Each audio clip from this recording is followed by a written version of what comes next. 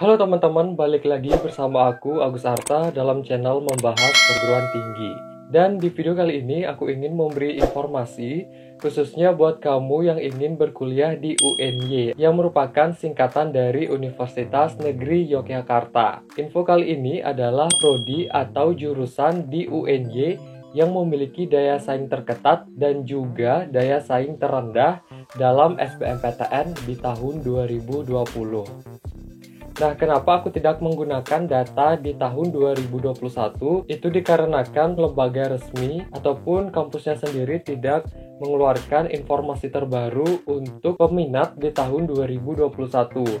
Hanya ada daya tampungnya saja, jadi aku tidak bisa menganalisis untuk perbandingannya karena tidak ada informasi yang lengkap mengenai peminat di tahun 2021 di jalur SBMPTN ini. Maka dari itu, aku menggunakan yang di tahun 2020 karena untuk jumlah peminat dan juga daya tampungnya sudah jelas, sehingga aku bisa membuat perbandingannya.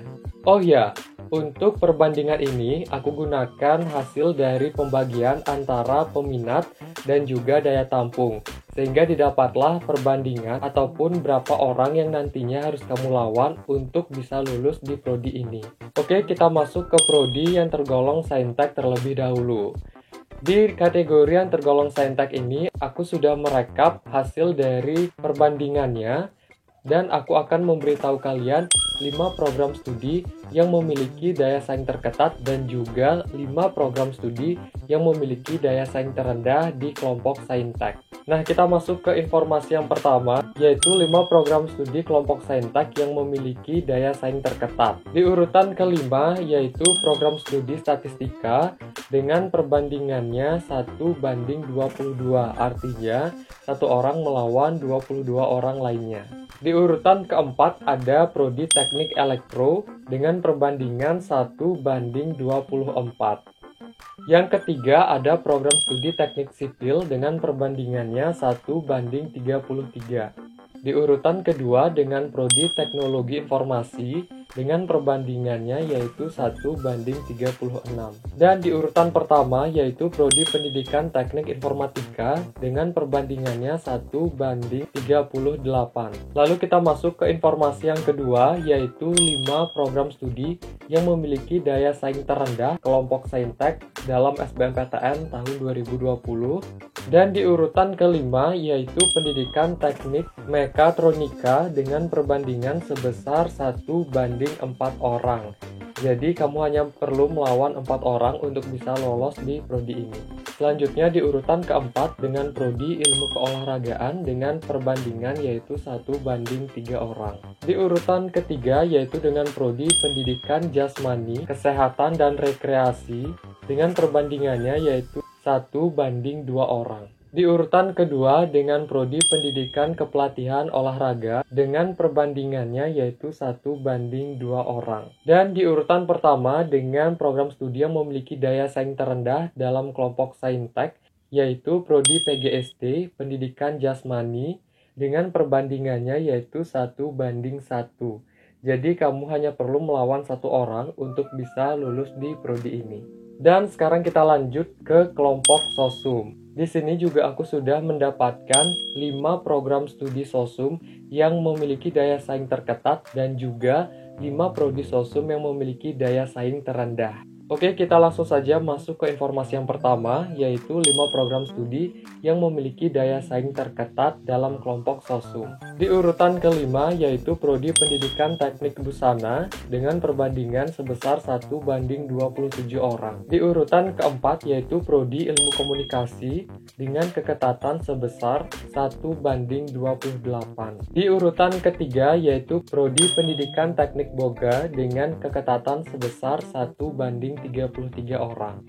Di urutan kedua yaitu prodi akuntansi dengan keketatan sebesar 1:33 orang. Dan di urutan pertama yaitu prodi psikologi dengan perbandingannya sebesar 1:45 orang. Dan kita masuk ke informasi yang kedua yaitu 5 program studi kelompok sosum yang memiliki daya saing terendah. Di urutan kelima dengan prodi pendidikan luar sekolah yang memiliki keketatan sebesar 1:4 orang.